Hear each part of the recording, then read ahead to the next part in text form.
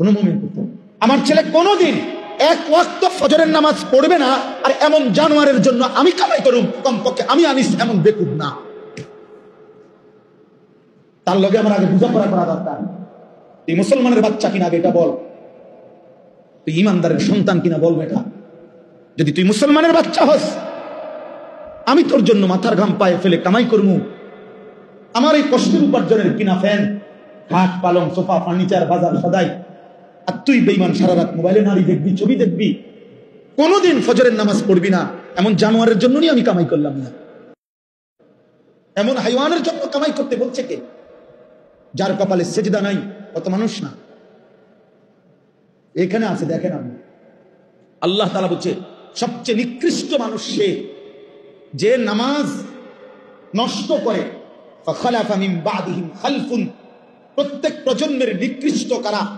আল্লাহ বলেন আদাউস সালাহ, যারা তাদের নামাজকে নষ্ট করে দেয়। এখানে তাফসীরের মধ্যে লিখছে অর্থ হলো যারা নামাজ ছেড়ে দেয় তারা না, বরং যারা নামাজ পড়ে কিন্তু নষ্ট করে। অর্থ হলো তিনটা: এক, যে ব্যক্তি নামাজ পড়ে কিন্তু সবসময় বিলম্ব করে, যথাসময়ে নামাজ পড়ে না। দুই, যে নামাজ পড়ে কিন্তু নামাজের ফরজ ওয়াজিব রুকু সেজদা তাসবিহ এগুলো ঠিক মতো আদায় করে না। তিন, যে নামাজ পড়ে কিন্তু নিয়মিত জামাত ত্যাগ করে, মানে নামাজের জামাতে পড়ে না। এই ব্যক্তিকে বলা হয়েছে সে নামাজ নষ্ট করে, সে নিকৃষ্ট মানুষ। তাহলে যে নামাজই পড়ে না সে কি? সে কোনো আইটেমের মধ্যেই নেই। না না, হে কোনো আইটেম নেই, হয় কোনো কি প্রকারের মধ্যেই নেই, ওর আলাদা কোনো প্রকারে নাই। বেনামাজির কোনো পরিচয়ই নাই, বেনামাজি কোনো মানুষের কাতারে না, বেনামাজি কোনো ইনসানে না, বেনামাজি কাল আনআম, চতুষ্পদ জন্তুর মতো, অথবা তার চাইতে নিকৃষ্ট। উপরে ওঠার কোনো সুযোগ নেই। গরুর চাইতে উপরে যাইতে পারবে না সে, ছাগলের চাইতে উপরে কোনো মর্যাদা তার নাই, কুকুর বিড়ালের চাইতে বড় কোনো মর্যাদা তার নাই। আর যদি বেশি নামাইতে হয় তো এর চাইতে নামাইতে হবে, উপরের দিকে যান। হ্যাঁ,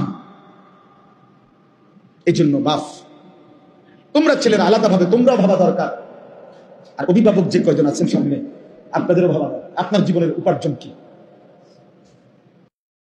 এডি দেখাই, আমি সবসময় বলি এগুলো কি দেখান? হুজুর আল্লাহর রহমতে বাড়ি করছি, দোয়া করেন। কিটা দোয়া করতো?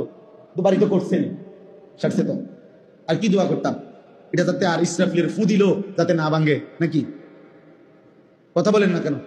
তো কি দোয়া করতো? কি জমি কিনছি দোয়া করেন, কি দোয়া করতো বলেন? হুজুর দোকান এটা লইছি দোয়া করেন, কি দোয়া করতো? শুধু দুনিয়া, শুধু দুনিয়া, শুধু দুনিয়া। হায় হায় মুসলমান, হিসাব দেওয়ার কথা তো আখিরাত। দোয়া চাওয়া দরকার ছিল হুজুর ছেলে যেন নামাজি হয়, দোয়া করেন। মেয়ে যেন পর্দানশীল হয়, দোয়া করেন। স্ত্রী যেন সেজদাওয়ালা হয়, দোয়া করেন। আল্লাহ যেন নাফরমান স্ত্রী সন্তান দিয়ে বেইজ্জতি না করে, আল্লাহ এই দোয়া। আচ্ছা, এটা না চাওয়া উচিত? কোরআন শরীফে আছে ইব্রাহিম আলাইহিস সালাম দোয়া করছে। সূরা ইব্রাহিম একটা সূরা আছে, এই সূরার মধ্যে আছে ইব্রাহিম আলাইহিস সালাম লম্বা দোয়া করছে অনেকগুলো। তো এই দোয়ার মধ্যে উনি একটা জায়গায় বলছে রব্বি জাআলনি মুকিমাস ওয়া মিন যুররিয়াতি রব্বানা ওয়া তাকাব্বাল দুআ। ইব্রাহিম আলাইহিস সালাম বললেন, রব্বুল আলামিন আপনি আমাকে পূর্ণ নামাজ আদায়কারী বানিয়ে দেন। ওয়া মিন যুররিয়াতি আমার সন্তানাদিদেরকেও নামাজি বানিয়ে দেন। রব্বানা ওয়া তাকাব্বাল দুআ। এই আশ্চর্য কথা হইল, ইব্রাহিম আলাইহিস সালাম বলছে আল্লাহ আমার আরো দোয়া আছে, সামনে কম হইটি, কিন্তু এই দোয়াটা এখনই আলাদাভাবে স্পেশালি এখনই কবুল করে। এটা আমার আলাদা দোয়া, আমি যেন হই নামাজি, আমার সন্তানগুলো যেন হয় না। এই হলো বাবার মূল দোয়া। ইসমাইল এবং হাজেরা, আপনারা সবাই জানেন ইব্রাহিম আলাইহিস সালাম আল্লাহর হুকুমে স্ত্রী এবং সন্তান কোলের বাচ্চাকে ওই মক্কা শরীফ মরুভূমি, একটা গাছ নাই, পানি নাই, মানুষ নাই, এরকম মরুভূমিতে রেখে আসছিলেন কিনা? কথা বলেন না? এ যখন যেদিন রেখে আসছে একটা মানুষ নাই, এক বেলা খাবার নাই, এক ফোঁটা পানি নাই, বসার একটা জায়গা নাই, উত্তপ্ত মরুভূমিতে। আপনার আজকে এত হাজার বছর পরে এসেও এখনো রোদেও শরীরটা ফাইটা যায়, মনে হয় যেন আগুন মারে। এই হজ্জে উমরায় আমরা যে যাই দেখি আরাফার ময়দানে, মিনার ময়দানে কি গরমটা, কি গরম, কি গরম। অথচ গাড়িতে এসি, হোটেলে এসি, হারাম শরীফের ভিতরেও কি? এসি।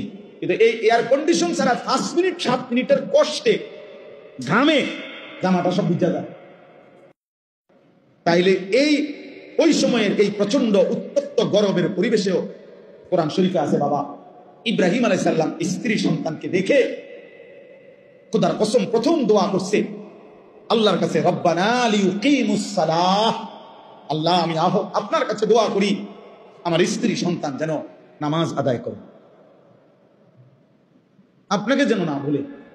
ভাত মিললে মিলবে, পানি মিললে মিলবে, সেটা আপনার মর্জি, দিলে দিবেন, না দিলে না দিবেন, খাওয়াইলে খাওয়াইবেন, পান করাইলে করাইবেন, তো রব্বানা লিয়ুকিমুস সালাহ, তারা যেন নামাজ আদায় করে, নামাজ আদায় করে।